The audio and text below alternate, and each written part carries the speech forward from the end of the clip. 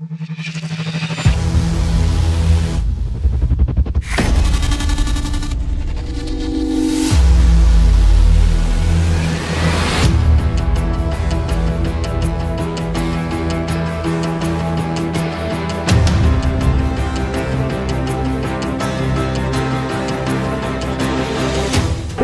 nous sommes avec Antoine Riveraud, bonjour.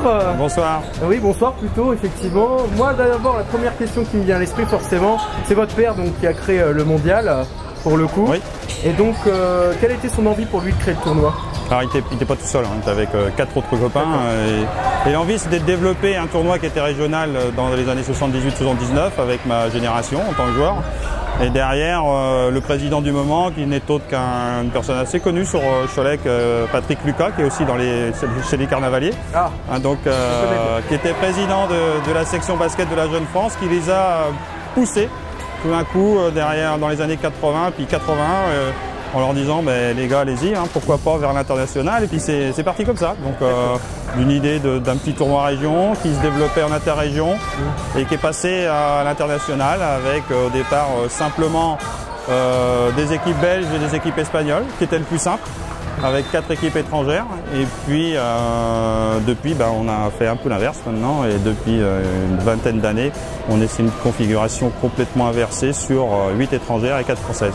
D'accord, donc les premières éditions, j'imagine que c'était pas facile à organiser, tout ça. Du tout, parce que voilà, quand on parle des premières années, on est sur une barrière de la langue, on est sur une barrière technologique en communication complètement différente, puisque voilà, là actuellement on gère sur du WhatsApp et derrière de l'email, et à l'époque c'était de l'envoi postal au niveau des invitations, et il fallait malgré tout pouvoir gérer des désistements par l'envoi postal derrière, et alors que là à l'ère de nos jours c'est beaucoup plus rapide. Vous, ça fait combien de temps que vous avez pris la succession de votre père justement Moi j'ai pris la succession en 2 temps, parce que j'ai d'abord pris la succession du recrutement, parce qu'il s'occupait du recrutement, donc en 1996, et derrière en 2003 il a fallu retravailler et repenser l'idée du tournoi et de la vie de la section de basket de la Jeune France, puisque à ce moment-là c'était la section basket qui gérait l'ensemble des deux, de la vie au quotidien et de l'événement,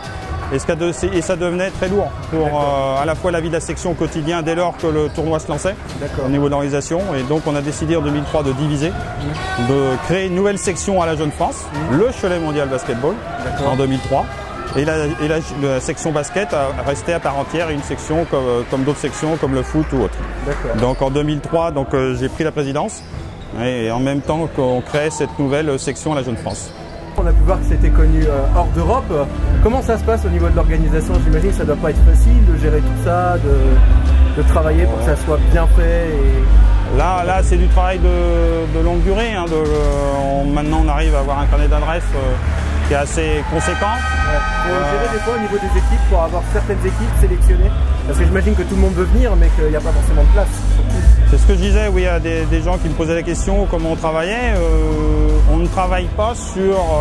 on essaie de mettre de côté l'affectif qui pourrait d'une année sur l'autre te dire ils sont super, ils sont gentils, et inversement l'équipe on veut revenir parce que c'est super, votre tournoi c'est convivial. Non, chaque année on remet en cause le plateau et on recommence à zéro pour la plupart des équipes nationales et internationales. On peut avec n'importe quelle équipe tout à fait. D'une année à l'autre. Voilà. C'est pas une question de championnat, de classement de l'année dernière.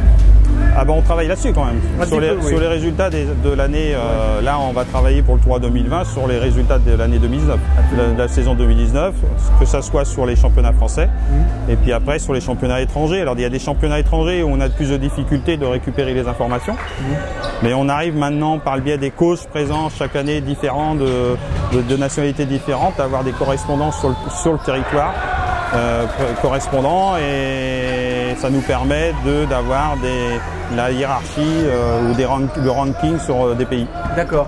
Alors 1000e match, 38e édition, j'imagine que c'est une fierté pour vous, je vois votre visage sourire. Ah oui, là, une fierté, puis un hommage. On peut que rendre hommage à ces 5 fondateurs qui étaient... À ce moment-là, on les a traités un peu de fous quand même, de s'en aller vers l'international, où vous en allez, avec quel budget, avec quel film, sur tout ça quoi. petit peu d'évolution, comment ça va se passer pour les années à venir pour le coup? Il y a peut-être des changements à venir, des envies, je sais pas. On a toujours des envies après, faut qu'on arrive, on est une association, la Zone France, où il faut savoir progresser humblement, parce qu'on n'a pas des moyens surhumains ni financiers. Donc il faut amener des petites touches qui permettent de faire progresser l'événement. Il y a le côté sportif où on doit toujours travailler pour amener le meilleur plateau et puis retravailler sur outre-Atlantique, parce que mon souhait c'est de faire revenir une équipe états-unienne. Donc là ça fait partie des plus sur un événement de basket. Ça avait été le cas en 2011 je crois, vous aviez amené une équipe des États-Unis ici, je me souviens bien. La dernière année États-Unis c'est 2008. 2008 donc c'est plus vieux. Donc après on a réussi régulièrement malgré tout d'avoir outre-Atlantique par des représentants soit brésiliens ou canadiens depuis quelques années. D'accord, donc que des bonnes choses à venir quoi en tout cas. Il y a toujours à faire, toujours à progresser dans les différentes commissions, dans les différentes présentations. Là, cet après-midi, là, c'était un souhait depuis longtemps de faire venir du double dutch. Voilà, et je vois que ça a plu à pas mal de public qui était présent. Et c'est le double dutch, c'est une animation, c'est un sport qui se prête complètement au sport de basket ou les sports de salle en animation. Très bien. Eh ben, on va suivre tout ça de très près. Merci à vous. Merci, c'est moi qui vous remercie.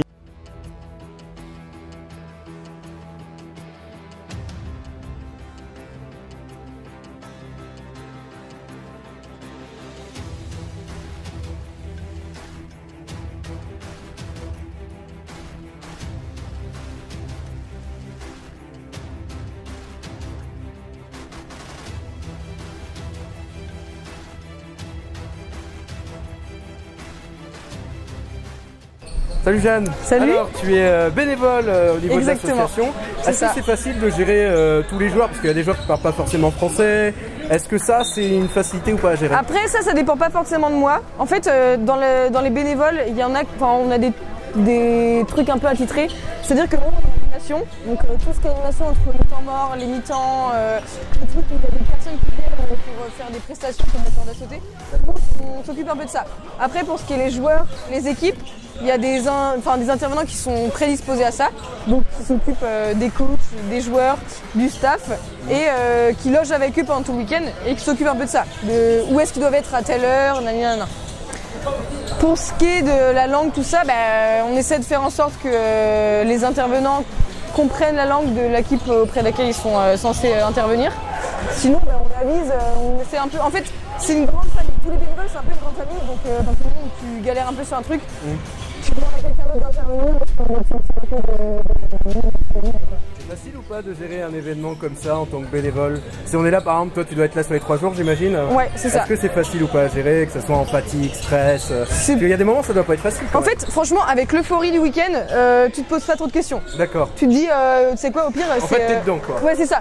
C'est 3 jours de bonne ambiance, d'entraide, parce que tous les bénévoles, c'est vraiment un truc, c'est une communauté en fait, où tout le monde s'entraide et il y a pas de... Exactement, sincèrement, c'est exactement ça.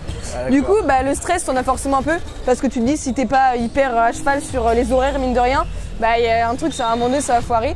Et au final, tout le monde se soutient et fait en sorte que ça fonctionne. Même si t'es pas censé être bénévole pour telle ou telle chose, tu vas faire en sorte que ça foire pas et c'est pas trop compliqué. Parfait, bon week-end à toi et profite bien de l'événement. Merci beaucoup.